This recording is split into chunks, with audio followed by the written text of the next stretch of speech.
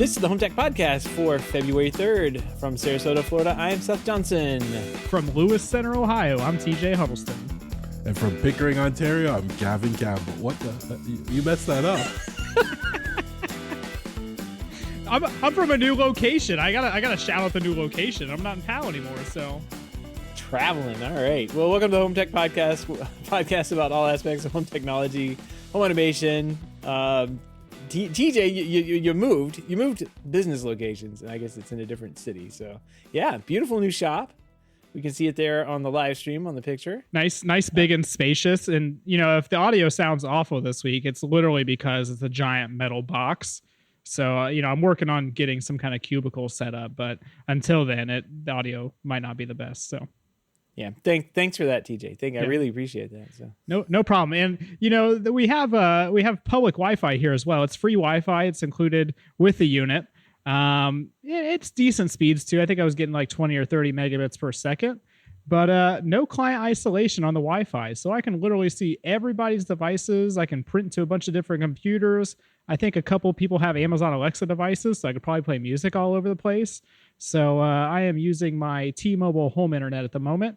And inside this giant metal box, it caps out about 9 megabits per second. So we are blazing fast Wi-Fi over here. Well, that's awesome, man. That's amazing. So there's no hardwire. That's what you're saying.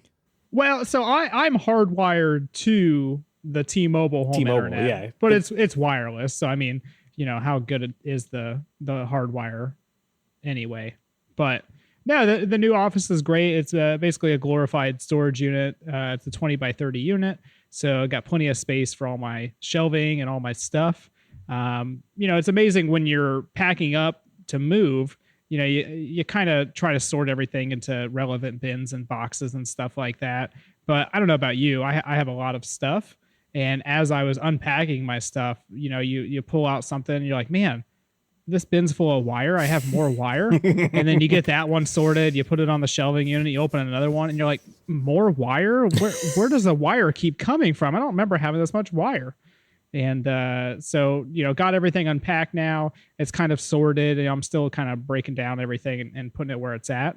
The old office, I basically had two, 5 foot by, 6 foot shelving units. And that pretty much took up the whole office. And now I have those two plus a 7 foot tall shelving unit, which is great. And then another longer shelving unit. So I got more space than I need at the moment, but I'm sure it'll fill up just as quickly. Very nice. Yeah. I've got those boxes of wires and my daughter's going to inherit those. That's her inheritance. I have a box of VGA cables alone. I just can't throw them out. Don't have any monitors that hook up to VGA, but what if you do one day? You're going to need them. And as soon as you throw them away, you're going to need like 12 of them because that's what happens. Like I had a bunch of power cables and I'm like, I haven't used these power cables in 4 years. I'm going to go ahead and get rid of them. And then like the very next day, I was like, oh, I really need this power cable that I don't have anymore.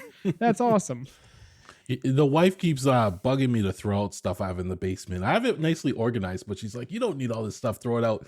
So I make it a point whenever I pull something out of there that I haven't touched in a while to show her and go, see, I waited for this day when I needed this VGA to HDMI converter, And she just looks at you like, what are you even talking about? I didn't know this was. She has. Yep. I cherish those days when I actually have something in there I needed. Yeah. Just for you, though, not for anybody else. Hello. It's motion activated, so you got to wiggle around a little bit more. I thought for sure we were going to lose you.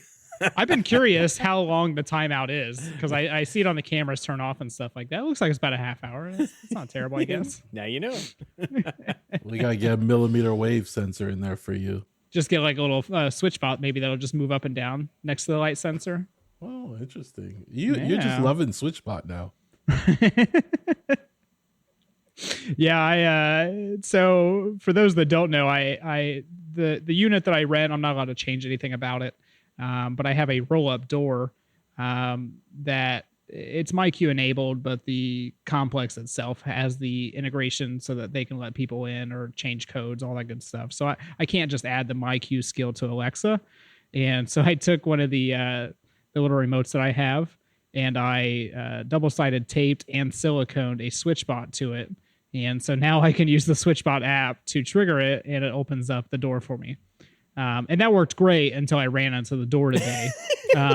So that's on hold. It wasn't the SwitchBot's fault. It was my fault, but Literally breaking in the new place. That's not even in here a week yet. I'm already breaking things.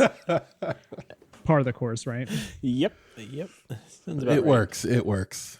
Well, speaking of things working, it sounds like our Mastodon server is still up and going. And Gavin, you have a note in here about finding about the local feed versus the federated feed versus your home feed, your homepage feed. There's all sorts of feeds in Mastodon, turns out. I had no idea the local feed was even a thing. I know I learned something new on Mastodon every day. So, and sometimes this is where a good client helps, So, if you're a regular Mastodon user and you don't know, there's a local feed, a federated feed, and then your feed.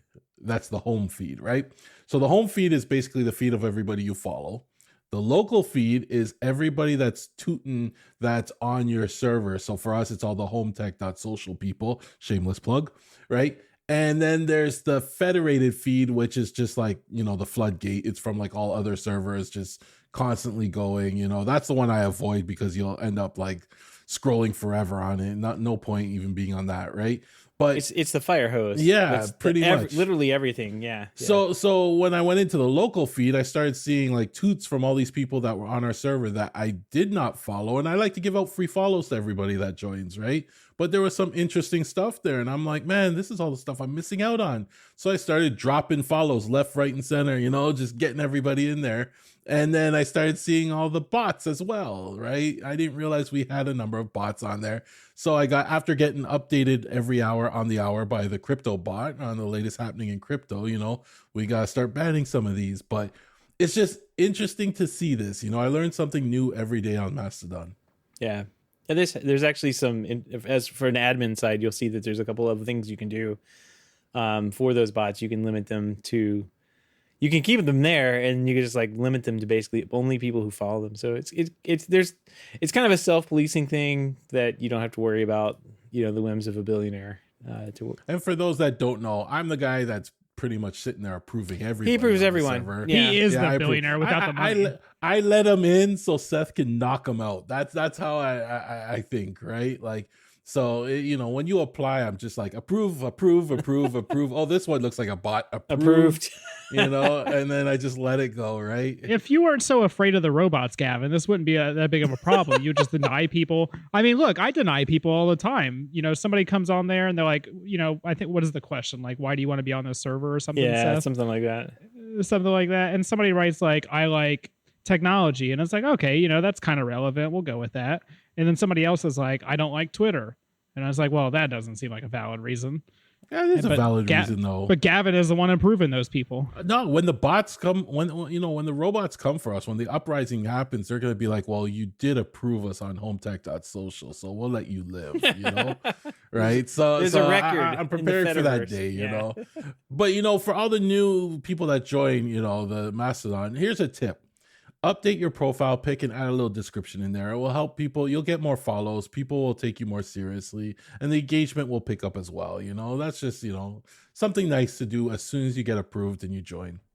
And you don't have to use your real picture. I think mine's like a goat or something like that, but you just change it from the default thing. Nah. I thought it was you. That's me in my Halloween costume last year. Got the little twisty horns and everything. Oh yeah, I see we have quite a bit of Bitcoin posts. Ooh. Well, I am looking for my new crypto craze, so maybe one of these people will sucker me into something. Scroll through our local timeline to see all of the information about Bitcoin and FTX and exchanges that I don't care about. Exactly. Well, we'll clean that up. Yeah. Yeah, I'm going to report this to you, Gavin. And then you can figure it out. Seth is going to clean it up, I guess. And then Gavin's just going to sit there. Seth is going to get rid of 5 people. Gavin's going to approve 15. It's going to be a never-ending battle. That's funny. Yeah. Well, there we go. All right. What do you say we jump into some HomeTech headlines? Let's do it. All right. A couple of things this week. But first up, this is an older story that was from maybe last week, but the server was crashed, so we couldn't find it. It didn't matter then. Yeah, Now it exactly. does. Because you know what else matters? The fact that this has matter. TP-Link Hey! has introduced its first plug compatible with Matter. The Tapo P125M falls under TP-Link's Tapo line. More or less, it's less popular than the Casa product line. So they have the Tapa, they have the Tapo, and the Casa is more popular. There's no real reason why they have these two different ecosystems, but the Matter, I guess, is making its way into the Tapo line here. And this little device is their first, I guess this is the first plug that's Matter compatible. Is it from TP-Link or is this the first plug completely? I guess this is first. I mean, honestly, this is the first like Matter first device that I've actually seen launched. I think Eve has had a couple devices that you can upgrade, but this is the first one I've seen where you can actually buy it. It's ready and it does Matter. $20. So not like it's going to break the bank or anything. That's not bad. Yeah, it's really small and compact looking. I mean, their illustration looks like you can fit two of them on a wall socket, which if you've used smart plugs in the past, that is like a super annoying thing to me because a lot of times it either takes up both outlets or you can't use two of them at the same time. So, I mean, it's a very tiny outlet, and for $20, I don't see how you can go wrong. And early reviews have been positive about this. People have added it to their various ecosystems and said it just worked. And that's a good thing. You know, that's the first time I've seen things just work. They were showing it off on the Home Assistant, added to Home Assistant. And I mean, it's a switch. It was there. They turned it on, they turned it off. It was exciting.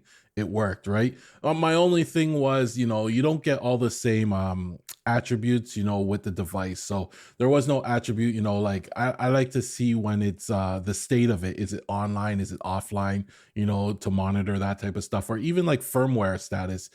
As of right now, that's not reported into Home Assistant, but they said maybe at a later date. I'm sure they're working on it. We're still in the early days of this. Jimmy in the chat says Miros was the first Matter plug. Tapo is the first from TP-Link, but he's not sure which shipped first. So yeah, I would agree with that because I haven't seen the Miros actually ship, but I also haven't really bought any of these yet. So We'll just call it a tie. There we go. the power capacity of this thing is pretty crazy too, though. It's for that small little plug. It supports up to 15 amps and 1800 watts. Wow. Like that's a lot of power for that tiny little plug, because a lot of them usually don't support anything that significant. Oh, that's pretty good. All right, for $20, that's really good, actually. So, yeah, these would be great for your Christmas lights or holiday lights or anything like that year round. So, good option. save you some money. Well, and also speaking of saving you money, yeah, well, this isn't going to save me any money. There goes my savings, right?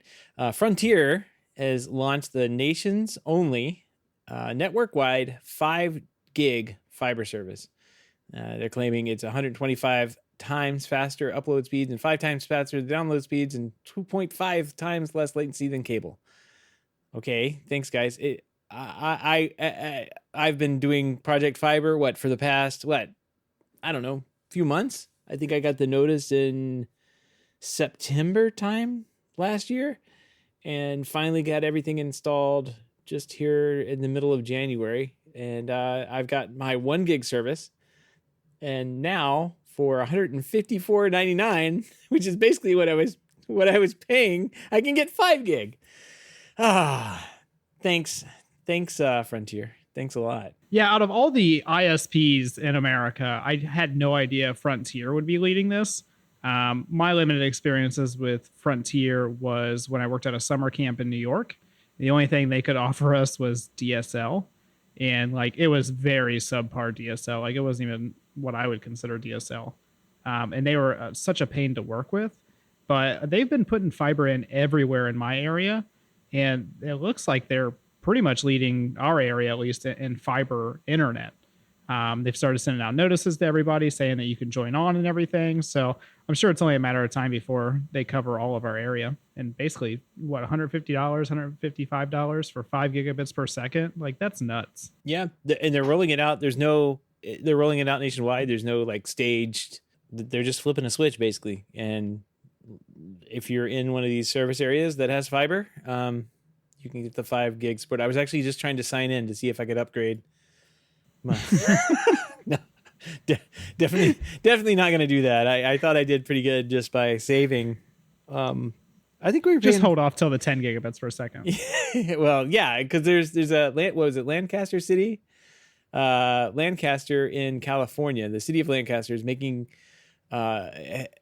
Race Communications announced that they're going to up their multi-gig service, and it'll be the first city in California with internet speeds up to 10 gigabits per second. And this sounds like one of those like local city ISP type things, not Frontier. So get this, their services start at $35 per month for basic broadband plan. Can't say that word. The gigabit service is $70 a month. So that's what I'm paying now, kind of on discount. And then for the 10 gig plan, it's $120 a month. Oh my God. Includes equipment and the phone line. That is crazy. So I think I need to move to the city of Lancaster in California. Jeez. Yeah, Gavin, take that. We don't need your stinking 8 gigabits per second up there in Canada. We got 10 gigs in one city. Just one. Yeah. Yeah, you guys have some good prices Yeah. too, but how cute. You're still using fiber? Oh, that was so last year, Up in Canada, we've moved on, but you'll catch up one day. Don't worry. Speaking of ISPs, a little bit off topic, I suppose, but have any of you ever heard of Starry satellite internet? A Starlink, but not Starry satellite. So Starry was a satellite internet company, and they launched really big into Columbus, I think 2 years ago, and they just announced that they're getting out of the Columbus market now. So I think there's going to be some change-ups happening in the internet space. I've been seeing a lot more smaller companies come out with fiber internet. Maybe that's starting to open up a little bit more, but hopefully that means some competition for all of us, which means faster speeds for lower prices. That'd be great. Yeah, I mean, I say that now that I'm paying like double. I'm paying less than half of what I was paying for much better service. I've a gig up, a gig down. Before it was 800, maybe a gig on a good day with Comcast, and then I think 20 up, which was not productive for me. I wanted the faster upload speed. So, well, and to be honest, if you don't have to deal with Comcast, that's worth it alone. So, boy, they tried to call me like a million times to get me to sign back up, though. Oh, I bet. What can we do? We know we've treated you awful for the past decade, but is there anything we can do now for you? Yeah, I just tell them every time, like, well, here's the price. If you can beat that, and they would just hang up. There wasn't anything they could do anything about. At least you guys have competition. That's something we don't have much of up here. fair. Yeah, and I this is the we have maybe one competitor. yeah, this is the first time in 6 years I've had the option. Like, it's only been Comcast. So Oh, yeah, like my apartment complex, I can get Spectrum, which offers up to a gigabit, or I can get AT&T like DSL, which offers up to 50 megabits per second. Or I could get one of the 5G home internet things, but I basically have two options if I want a hardwire internet option. well, all of that good broadband will be good for watching Netflix, because it looks like we're gonna be saving money on our broadband. We're gonna be paying Netflix for Cancel accounts, Netflix. no more accounts. TJ's already raising his flag. Netflix announced earlier this year that they were going to be cracking down on the password sharing, and now they have released details on how exactly they're going to enforce those mechanisms, and then what that means for people who are sharing with their family members. I think there's a couple of us here on this very show here that are probably. I mean, but we've been FBI are going to come raid my house. I know, right? Yeah, we've been doing it for years, and Netflix hasn't cared. Now that they've got us all suckered in to their quality programming, they're going to turn out the heat and alter the deal. And I guess we have to pray that they don't alter it any further. Is the quote? I think that's what it is. Anyway, here's how this is going to work. The new terms say that you basically have to associate on login what a primary location is through a TV. So, and then all the accounts and devices that are connected to that, primary TV, basically have to connect through the same Wi-Fi or network. It's really strange that they use the word Wi-Fi, both in the article and on the Netflix page. It's because I don't have a TV or any device other than my phone's connected to Wi-Fi, so that's kind of weird. But here's what they say. A primary location is set by TV that's signed into your account and is connected to your Wi-Fi network. All other devices signed into your account on that Wi-Fi network will be associated with your primary location and will be able to use Netflix. So after that, people living in the home who want to use Netflix and own it and on their own device have to launch the app at least once every 31 days. So if they don't do that, then they're going to get kicked off or whatever. I don't know. Maybe there's a way you can log back in. I don't know. That's kind of weird. It's confusing. This is going to be a pain.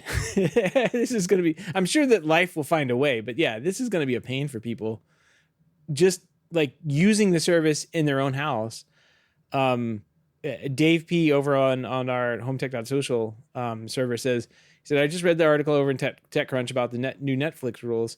And he says, I have devices on 2 different networks in my house. He's got a LAN and IoT network. Totally makes sense. It's what a lot of people do. They segregate networks out.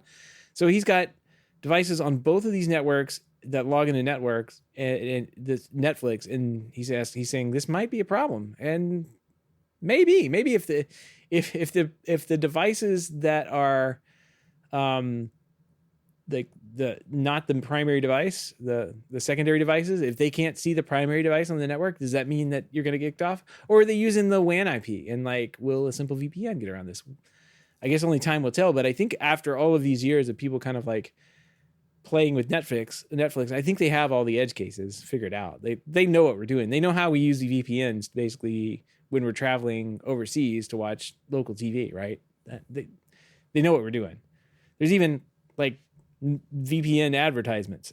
Like a large part of their advertisements when they advertise is how you can bypass the regional restrictions on services like Netflix. So very curious to see how this is going to work. Yeah, for the next month or 2, it's going to be a competition between me and my sister to see who can register our home as the primary home first. Right. That's we're going to log in every day and say, mine's the primary home. No, mine's the primary home, right? Who's paying for it? It's her. It's hers, but I don't care.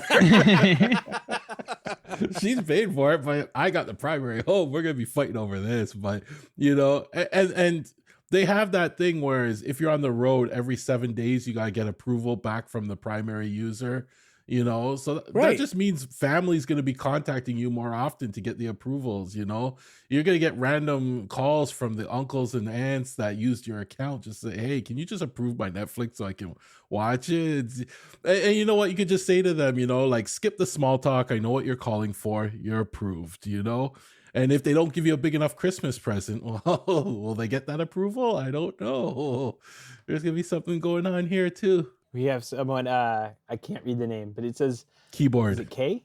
Keyboard. All right, keyboard. It says, I definitely don't share Netflix with my mom, brother, sister, friend, wife, and girlfriend. Exactly. Yeah, literally everyone has an account. Yeah.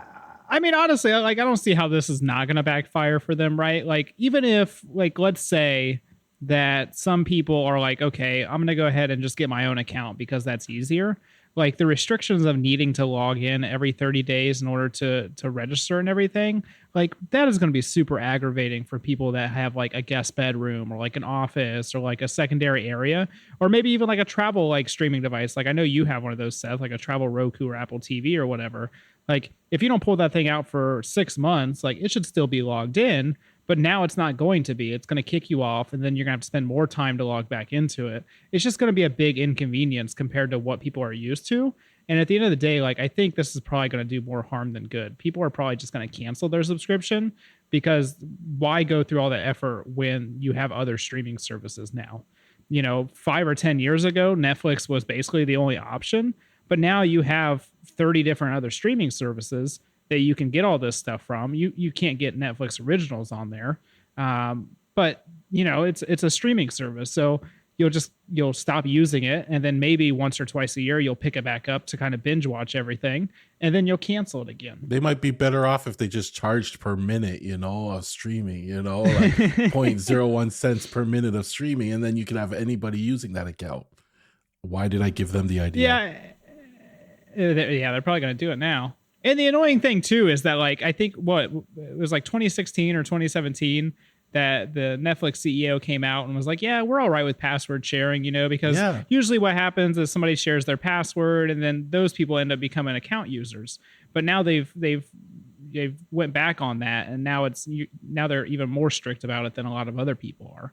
So it sounds like an awful idea to me. They've obviously calculated it, and I'm sure they're losing millions of dollars or billions of dollars at this point, but it just seems like an awful idea.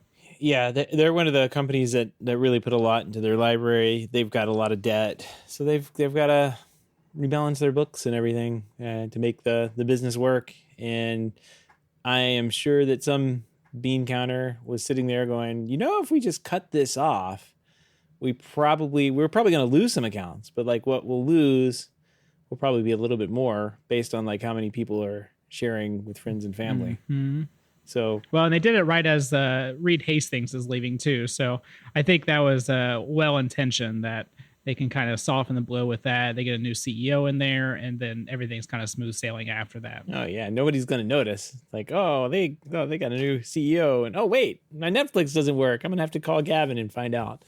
Well, they just blame it on the old CEO. It's Yeah. like, it was Reed Hastings' fault. This new CEO, he didn't do it though. He did it on the way out the door. Yeah, I don't think that. I mean, because the new CEO is actually they were dual CEOs, like co-CEOs. co-CEOs. Yeah. So I think this is probably just, and we know it's been in the works for a while. They've been talking about this for a while. Here it is. Now we know the details, and it'll be interesting to see, who wins the war over at Gavin's house and in his neighborhood. And then I don't know. It'll be interesting here too, because we definitely don't share it with my sister-in-law, and they definitely haven't had an account on there for years and years and years. So I guess all that's may come to an end, and I'm curious to see. I'm sure, like I said, I'm sure they'll lose a lot of people, but I think for us, we'll probably keep this service, but it's gonna be less useful for us, especially if secondary devices stop dropping offline. We'll probably just do one of those things where we turn the service on when we need it, binge watch or whatever for a little while, and then turn it back off. Seems to be the way things are heading. All right, moving on here. We talked about this a little bit before the show, and is it a video? I guess, yeah, it's a video about why we all need subtitles now. And I guess that's a thing, right? We started watching subtitles a while back because we couldn't understand some of the dialogue. It's not like we were getting old and losing hearing or anything. It's just the dialogue wasn't coming through. And I can blame a lot of that maybe on, a bad surround setup or something like that. But turns out a lot of people are just watching TV with subtitles on now. And there's a bunch of reasons why, a bunch of really good reasons why. And this little video from Vox kind of goes over a number of them. They talk to an audio editor who I have seen on TikTok. She does a really good job explaining some of the fine ideas in the audio editing world and how production works, which is, it's always fun to watch and see, because that would have been another career path of mine had I gone down that route. And it's fun to kind of keep up and see what they're doing over there.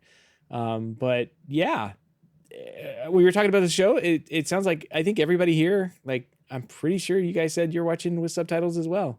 Yes, we pretty much always watch stuff with subtitles. And I think it's mainly the wife that likes to have the subtitles on. I could go either way. But pretty much everything we watch nowadays has subtitles on, and it does make a big difference. The only thing I don't like about subtitles is that kind of ruins the plot sometimes, because you can read what's about to happen before it happens. Like in a comedy or something. Yeah. So I'm not a big fan of it for that reason, but they're always on at our house.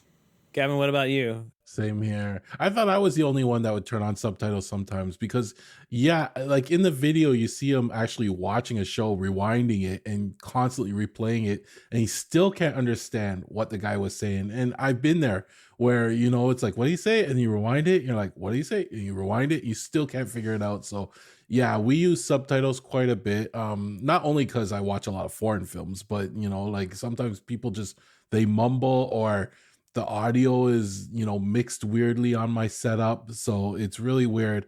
The cool thing is it on Apple TV where you can actually say to Siri, what did they say? And it will actually jump back 15 seconds and turns on subtitles. Yep. And then plays it. So that's actually a really cool feature because you say, what did they say?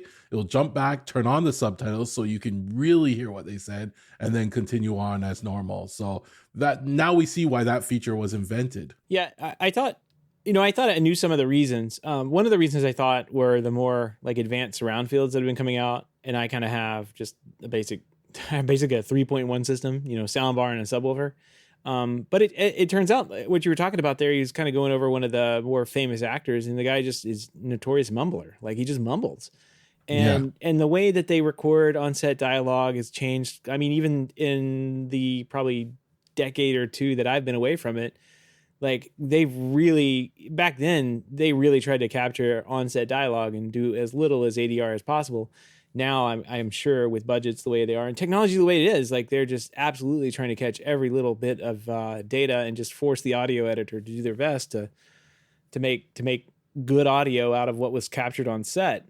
And if you have the actors, I mean, this is definitely something that I have seen in just human nature. When you have something that's kind of easy, you just kind of ignore it. Back in the day, actors they would face the microphones, they would present to the microphones, they would yell, their voices would be louder so that dialogue would get captured correctly.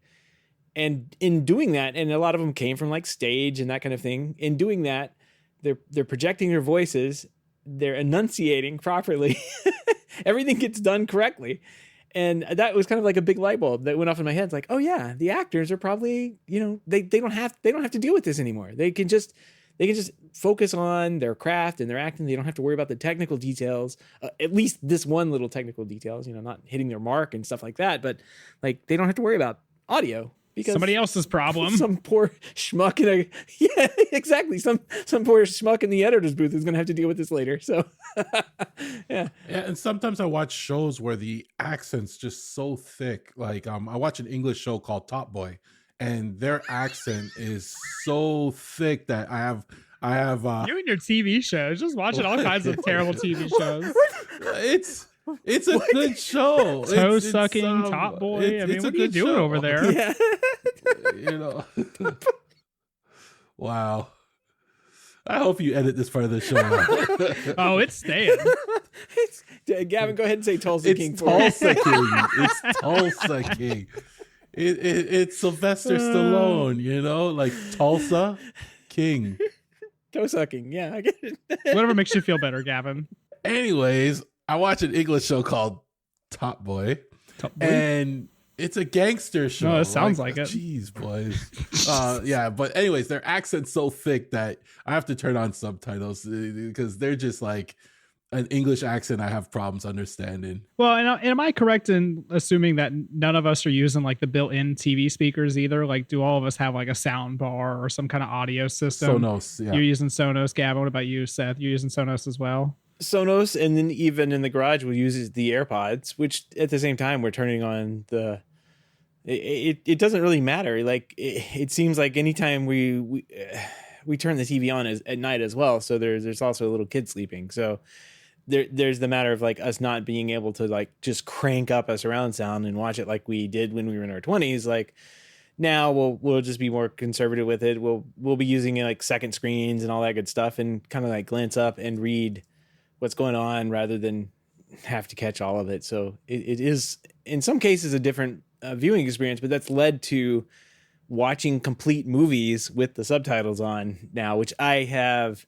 never wanted to ever do, but I catch it's just, they're on and we just leave them on and it's just kind of normal now. But I definitely like movies for being movies, not for having subtitles on them. Well, let's see, if Sonos comes out with these headphones we've been talking about forever, maybe we don't have to worry about subtitles anymore. We'll actually be able to hear things. Okay. Probably Okay. not. So Sonos, what are they called? Hearing aids. Yeah, there you go. At this point, so. Whisper in my ear. Yeah, exactly. Yeah, I don't know. I thought this the whole discussion. It's about a 10-minute video by Vox, covers a lot of these points in depth, and it's worth watching just to kind of like understand, I guess, why this is all of a sudden seems to be a phenomenon. I thought it had to do with more of the advanced surround modes and like audio editors having like a bigger playground. Like I could easily see an audio editor like, I'm focused on Atmos, forget the stereo down mix, and then here I am like with a 3.1 system going, what'd they say? But no, it's a little bit of that, a little bit of technology, microphones, and the way just the entire chain and industry works these days. We get mumblers. So there you go. Dang technology not improving things. It's supposed to improve things, not make them worse. Hot boy. I can't believe he said that. It's a good show. Jeez. I can't believe you guys laughed at that. Does your wife know you watch that? She watches Welcome to Chippendale. Wow, you guys got a lot of stuff going on over there. The one thing that so I'm from Texas, and I have no problem understanding most Southern accents, but we were watching a movie with Matthew McConaughey in it, I think, and it wasn't him. Like, he does have an accent, but it was like, I think it took place in Mississippi. I think the movie was called Mud or something like that. Decent movie, but very, very, very thick Southern Mississippi accents in there, and little kids with it too, and they were saying things. And I'm like following along, and my wife is like, we have to stop. What are they saying? Like they're it's not a language, is it? And I'm like, it's English. What are you talking about? Like, I understand every bit of it, but she just completely disconnected and couldn't understand what they were saying. So it goes both ways from mud and to top boys, I guess. Can't believe I hate you. You do it to yourself, Gavin. It's amazing you haven't learned by now. Well, all the links and topics we discussed tonight can be found in our show notes over at HomeTech.fm/422. Nothing in the mailbags this week, but we do have a pick of the week that we were going over and we started talking about before the show and had such a great discussion. I was like, well, this is the pick of the week this week. And it is something I ran across over on Mastodon, I guess, but it wasn't our server, it was somebody else's, but it was a rare photo of a remote control from the 1970s. And it's got this little chubby kid standing there staring back at his parents, holding the knob and just ready to turn it to whatever channel they say turn it to. He's like, is this the right one? Is this the right one? Turn up the volume. This is great. Gavin said, this was me. Did they have a picture of me? This was me. This picture brought back a lot of memories. You guys may be too young for this, but growing up, I had 3 jobs when it came to the TV. I was the antenna adjuster. Sometimes I was the holder as well, because you'd have to adjust it. And as soon as you let go of it, it went bad signal. So you had to touch it and you had to stand there for the whole program to keep that signal going, right? So I got stuck with that job. And then sometimes I was the channel. I was always the channel changer. And that's one of the main reasons I learned to count to 13, right? Was because I had to know what channel to change it through. And we never had a channel 1, I don't think. I think it was always, it was 2. It starts at 2. Yeah. So, I always started my numbers at 2 for a while, and then they had to teach me 1, right? And then my third job was always the TV slapper. So every now and then the signal went weird or the TV was doing something weird, but you slap the side of it and it kicked back in. I don't know why that worked, but it worked, and that was my job as well. So this picture brought back a lot of those painful memories. These are just things my parents made me do. And, it doesn't matter if you did it 2, 3, 4 times, you'll never forget it. Yeah. I had a similar, I guess, setup. We had cable at our house, by the time this came around, and we had the dual, I guess it was our cable company had basically fed in through UHF. So this is going way back. So the VHF frequencies channel numbers were 2 through 13, I guess.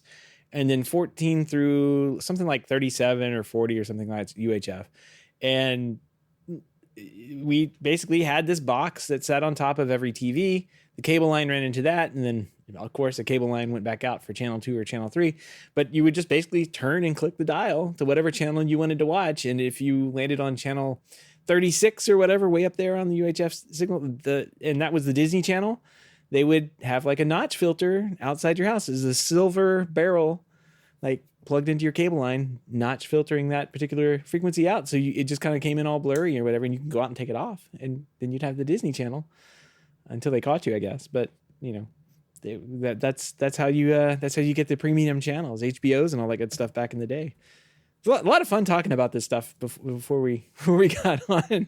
We quickly found out everybody's age, though. Yeah. I don't know if any of us knew how old the others were in this scenario or anything like that. So young. But both of you were talking about like manually adjusting stuff and going out and messing with filters and stuff like that. And like growing up, we had satellite TVs, so I had none of these issues. So, I was born in 91, and so I guess by the time I was actually using TV and stuff like that, like none of this was a concern for me. Yeah, you would have had like L&Bs on a Dish Network or a DirecTV dish. Like you didn't even have to deal with DirecTV. Yeah, you didn't have to deal with DirecTV for TV and DSL for internet. That was the sweet life. You didn't even have dial-up? You didn't have to deal with dial-up? Oh man. Well, so I didn't have to do a dial-up at my house because we were in the city. But anytime I would go to my friend's house, because I went to school kind of in the country, and so the majority of the people that I went to school with had dial-up. So like I had to deal with it, but it was not a concern for my main house. So you've never had to yell for your mom to hang up the phone because your BBS connection's cutting off? No, but I've been at a friend's house where I'm playing RuneScape and somebody calls in and we get the connection dropped, and you're in the wilderness, you're trying to fight somebody, you get cut off and then you die. So I know the struggle a little bit. I just didn't live with it full time. Star 70, got to dial that, at least in the States. I don't know what it was in Canada. It's something like that. I programmed it into the auto dialer to disable the call waiting and stuff. Call waiting, yeah. Yep, phone line's always busy. Sorry, we ended up getting a second phone line because of me, but yep. I all feel good old. stuff.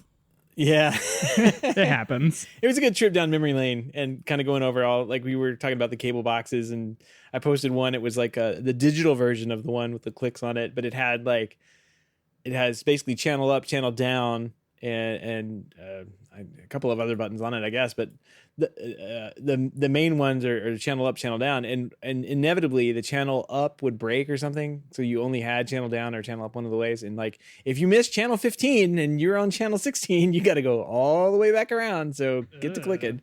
Yeah. And I had the big brown box with the wire that went all the way to the TV, and you had 13 buttons on it and like a knob that had 3 settings. And we found out if you held down 2 of the buttons, you get like, it was picture on picture, I would call it, I guess, because it would just take both pictures and overlay them so you could watch 2 channels at once, right? But those were the painful days. Yeah, that's funny. That's the early 3D technology, I guess they had in Canada there. So. Well, I'm glad you guys had to struggle, so I wouldn't. So thank you for that. We did our best. So we'll put a link to that in the show notes because it's quite funny. And then maybe we'll link out some of our cable box finds. Yeah, you should definitely link those. I mean, I've never seen a lot of those things, so maybe somebody else hasn't seen them too. Is this? Is this a rotary phone? Like getting up to change the TV? That sounds awful. You had to get up to turn it off. Like, and that was the end of the night. When mom or dad get up there and reach to the top of the TV and turn off the TV, like there was no going back. It wasn't coming back on. Like that was it.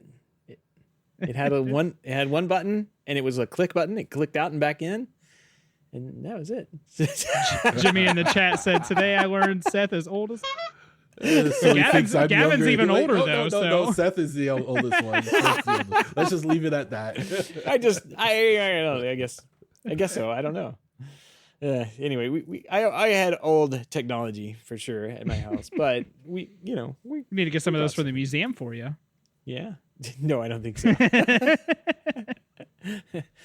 Oh, man. If you have any feedback, questions, comments, picks of the weeks, or great ideas for the show, give us a shout. Our email address is feedback@HomeTech.fm, or you can visit HomeTech.fm/feedback and fill out the online form.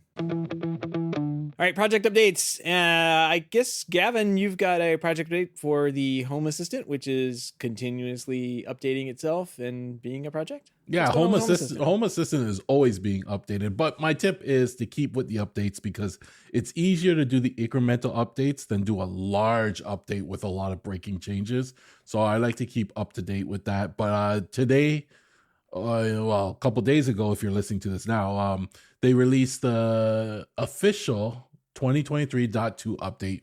And it was a pretty big release. You can read the release notes in their blog, but they announced, the new assist, which is I guess the first step to their voice. So you can actually interact with your home now via like text messaging. There's some hacky ways to use some voice to do it and stuff like that, but it's actually pretty cool. But it's the first step in that whole year of voice thing. They have little updates like history cards are live updating, new group sensors, a bunch of ESP home stuff. If you have real link cameras, there's some big updates in that because they now get all the sensors from the camera, such as motion, person detection, vehicle detection, etc. And then some big matter updates. Something like they re-enabled the multi-pan feature. That now allows you to run Zigbee and Thread using the single radio on the Home Assistant Yellow or the Sky Connect. So they had to disable that, I guess, in the past because there were some issues with it, but they re-enabled it so you can play with that a little bit. So it was quite a big update. I did update my my home because I'm a glutton for punishment. While they were talking about it, I updated it, and it's been running pretty well up until this recording. So I don't know when you're listening to this recording, check on Mastodon and see if I'm complaining yet. Right? That's all I have to say, because if something goes wrong, you'll probably see me complaining on Mastodon while you're listening to this. But it's been pretty cool. They showed off a new tool they're releasing called this. I don't know what the official name of it was, but it was labeled the Sky Connect Flasher. So basically, it was a firmware update tool for their Sky Connect tool. But they said they were going to expand it so you could update firmware on like the USB sticks for everything. So it's like a really easy to use tool. It's like, yep, there's a new firmware update, done, right? And I thought that was actually pretty cool because it makes it so much easier. And the easier they make it, the more other people will, jump on Home Assistant. So a lot of cool things. I just loaded mine, or I just went to the VM and hit go on it, and it says an error, of course, and then it says, but I don't think this is definitely not Home Assistant's fault. We think we have found the issue with my server, and we've tracked it down to this bad memory stick from Crucial. We think so. Yeah, it definitely failed the memory test thing. Hard failed it. So I have another one coming, whenever it comes in. But the server's been running fine since that's been swapped out. But this says image is corrupt, cannot be opened, read, or write. So I guess my Home Assistant days are done. Sometimes I just want to take technology away from you, Seth. I don't know. Yeah, you're for somebody that works with technology, you tend to break it a lot. Exactly. I don't know. I didn't even get to play with it that much, but I did get my little whirly birds thing. Where is this thing? Here it is. Whirly bird. Yeah, it's kind of what it is. It's like a little what do they call this thing? I dropped it. Almost broke it. Yeah, it's the inside of the flow meter. It's kind of like little turbine. Oh yeah. So I've got that. Hopefully I'll be able to go out and swap that out this week and get my water meter, I guess, detector thing up and going again. Right now it just says I use 0 gallons per day, which I know is not correct. Yeah, that's impressive. Yeah. This is pretty good. Whenever it gets hooked back up, it's going to freak out. But very green over there. Yeah. So hopefully I'll get that up and going. I did. TJ, you were talking about how you finished off a theater last week. I went to help install a theater this week, and somebody called me up and said, "Hey, I've got a new I got a new projector, got a new screen. Want to swap it out? Can you come do that?" I'm like, "Yeah, let's have some fun." So I get there, and it's a rear projection, but he's kind of tall, and it's a very low ceiling. It's kind of like in a Florida basement, which if you're in Florida, that means it's the part under the house where you're not supposed to technically build anything, but people who have these homes build stuff under the houses all the time. So it's low ceilings and there's a projector there, and he's tall, and so he hits his head into it, and he's like, I want the front projector, the, what do they call them, the ultra wide ultra short throw projector. It's like an Epson. You can set it 2 inches away from the wall and it can do a 110-inch screen. It's kind of crazy. It's like, all right, so he's got that. He's got the screen. I put the screen all together. He's like, I want the screen to be here. I put it there. And then I go like, before we get the projector out, have you looked at the instructions? And there was just a, blank stare. I'm like, let's take a look and see where, our cabinet is going to have to sit and all that stuff. And basically figured out the projector wasn't going to work. But at the end of the day, really what he just needed was an upgrade on the screen. And we were able to, the screen is actually kind of cool for the like ultra short throw. There's a specialized screen where it's kind of like got a metallic sheen to it, I guess. And it will reject the ambient light, but the light coming up from the bottom of it gets amplified. So it actually works really well. And I was looking at it. It didn't quite look right with the regular projector on it. So we just took it off the wall, flipped it upside down, and it looks beautiful. It's exactly what he needed. So he's got to keep his old projector, return the other one. And that was that. I didn't really have to do anything for the theater. That's all we did. I just put that in, put some speakers in, new speakers. Love the Sonant speakers. I'm going to put I showed you guys a video. I'm going to have to put a video up somewhere of how those get installed. If you've never seen, obviously Mastodon. Yeah, well, I'll put it there. I'll put it I'll put it in the hub, for sure. If anybody hasn't seen how the Sonance Mariner speakers install, man, it's just a treat. Like absolute, it's one of my favorite out exterior, like on wall speakers to install. Cause you just put the bracket up, slide the speaker to the bracket, poke the wires through the back of the speaker, strip them, hook them up. And then it has a little cover that goes over that. And then it has the grill that goes over that. So like everything is protected from the elements. The little binding posts don't get corroded or anything very easily. And it's just all around. It's it's a decent sounding speaker. And I don't know. It's all plastic, plastic parts that are well-built plastic parts that don't corrode or rust and go away over time. So absolutely love those things. I can't recommend them more if you're ever in the outdoor speaker market. The only thing I don't like about those ones, I've installed a lot of them, and I don't like that the speaker grill has to slot into the speaker. I wish they just kind of came up with some kind of magnet grill for it, because I don't know. It's old school. I don't know about you, but like I installed 4 of them the other day, and I struggled to put the grills in on all of them, because unless you like line it up exactly how it needs to go, you get like 3/4 of it in there. And then it's like the last 1/4 is like sticking out, and you kind of like gotta like bend it in, and it's just obnoxious. But other than that, they sound great. I like the mounting mechanism because you can just slide it on there. It is very nice, and it holds it. Yeah.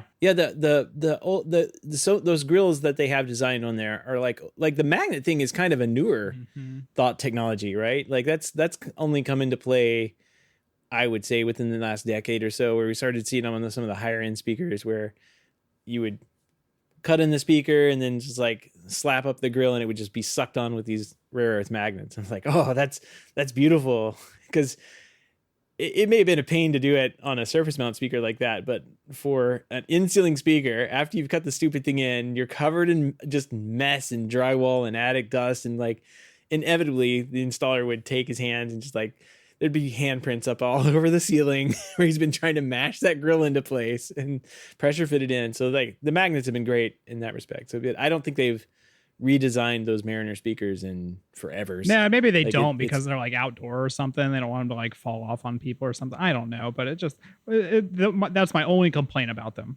Yeah, valid. Yeah. Pretty good, but still a good speaker. Can't complain. Well, I've got a speaker rant myself. So I finished this beautiful home theater in Lewis Center here, and for the first time ever, I used some Triad in-wall and in-ceiling speakers. And the build quality of them is really nice. They're all enclosed cabinets, and they feel like a very nice, hefty speaker. Getting them installed, though, I don't know if it's just because it was my first set. I did 7 of them. But basically, like a normal speaker that you install in the wall or in the ceiling, you turn the screw mechanism and it brings that little foot out. And then as you tighten down the screw, it brings that foot closer to the ceiling. And then that eventually is what locks it to the ceiling or the wall, right? These ones, though, they don't do that. They basically just have a little slide mechanism, and you slide the little finger thing, and that's what holds it to the drywall. And then you put this metal frame on top of it, and that's what actually tightens everything down together. Oh. And so when I'm doing the in-wall ones, it wasn't that big a deal, right? Because like if you cut the hole for the speaker and you put it in there, like gravity is not going to make it fall out because you have the hole holding it, right? But when you're doing the in-ceiling one, there's nothing there to hold it until you actually get those little fingers shoved behind the drywall. And my mistake was that I put the little metal frame on too tight. And so there wasn't enough clearance for the actual finger mechanisms to slide behind the drywall. And so what I ended up having to do is just take off the metal frame, put the speaker up in the hole, slide the little finger things over, and then tighten the screw down, and then put the magnet frame or the metal frame on top of that as well. So like, it just seems like a very cumbersome process. Like I thought speakers were pretty much figured out by this point, but it's just such a pain in the butt to do those. And it might just be because it's my first set. But that was like the most infuriating thing ever, because I had to have somebody else help me like hold the speaker. Like, here, you hold the speaker up, I'll slide the little finger things and tighten it down. And then you still have to hold it because there's actually nothing holding it. Like, it's just, it could fall out at any minute if it moves wrong or something like that. So it was just a very infuriating experience, but I think it was mainly my negligence as well. So I just want to call that out. As far as the old school pressure, install of it, the what's it called, the grill over the speaker, this is probably even older, where you had a metal frame that you have to install and then install a speaker inside of it. I think it's probably an older style install, but wow, yeah, that is. Yeah, I've never even seen it before, to be honest. And I've only been doing, relevant work like this for the past, I think, like 10 years now. Yeah. But everything I've ever dealt with has been the little, the little finger things, or not the little finger things, the little catches. Yeah, the little feet thing that come out and catches. And, those are great. They kind of suck when you go to remove them, because you never know like how much force you have to, put on the untightening of it in order to remove it. Mm-hmm. But at least you kind of have an idea, like when you're tightening it, you're like, okay, well, this is tight now, like we're good. With these ones, though, it just seems like a very terrible design, especially for how much you pay for them. Yeah. They're not cheap speakers. Well, and there's been a lot of like advances in how in-ceiling speakers get installed, especially in the last 10 or 20 years, because of like, they were just popular. They were so popular with the home building and everything, but everybody was trying to get them faster and easier for installers, and that's where the magnetic grills came from. Magnetic grills, which, I mean, they're metal grills, but they have magnets that are in the frames of the speakers now that like will pull the grill up and keep it on the ceiling. And then like there's some like I think Dyne Audio even has like this, like those little finger latches that you're calling. Like, I forget what they did, but I ran across those. They were pretty unique in how they installed, but it was basically like a one-handed operation to get this, to get it up to like install the speaker in the hole in the ceiling and get it to where you didn't have to worry it falling on your head. So totally understand in this situation where you have these tiny little frame screws and you're like, if I drop one or two of these, then I'm starting this whole process all over again. Well, and it's annoying too, because like supposedly it's a handmade product, or they build them to order or something like that. But it's even more annoying because like some of the holes didn't line up. So like you're up there and you're holding it up there and everything, but you can't even put the screwdriver in there because the hole doesn't line up properly. So then you have to get a smaller screwdriver and kind of like half strip out the screw.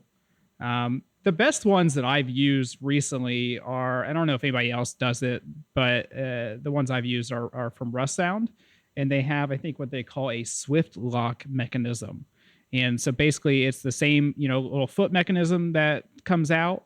But basically what happens is you put it in the wall or the ceiling, and then you push a button and the little foot mechanism comes out and automatically goes in place. Yeah. And then whenever you go to remove it, you basically just take a Phillips head and you twist it, counterclockwise, maybe like a quarter of a turn, and then actually puts the foot back. And that was the easiest thing I've ever used in my life. Like if they switched everything to that, I would be happy. That sounds like what I remember seeing Dyn Audio using on their, maybe it wasn't Dyn Audio, but I swear I remember seeing them do those kind of like push a button and all the things just latch over and genius. Springs. Who would have thought?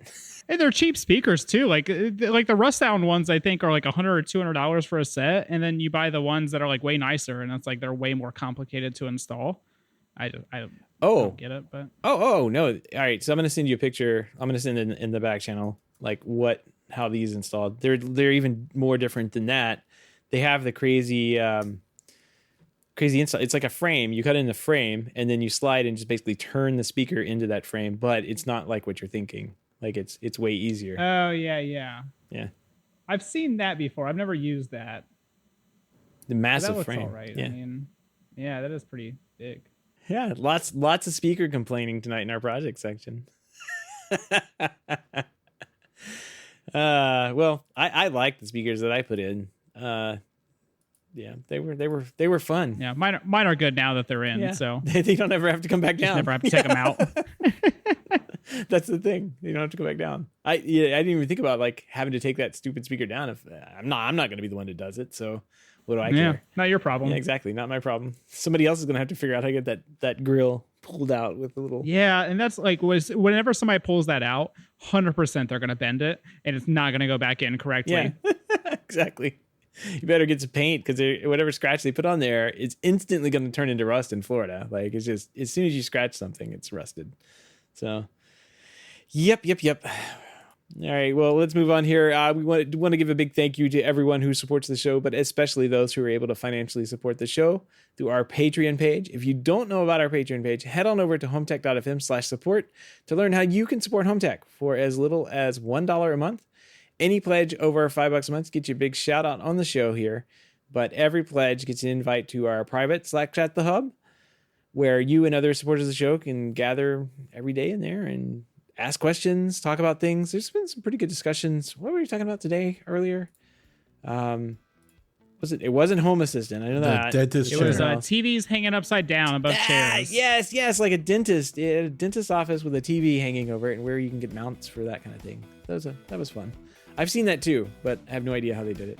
My dentist has those, and I always think they're going to kill me, so it's like, that could fall at any moment and smash my head in while I'm getting my teeth clean. That's cool. Good thing TVs are light. I know the guy who put that in. I do not trust it. I saw him leave. Yeah, exactly. If you want to help with the show but can't support financially, totally understand. Just appreciate a 5-star review on iTunes or positive rating in the podcast app of your choice. That wraps up another week in Home Tech News here. Everybody, have a great weekend. Take care. Goodbye.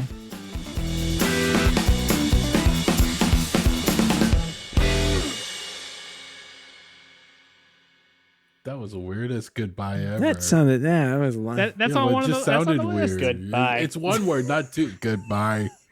I changed it to the last second. So I was gonna just say it something now. else. Go ahead. Go. No.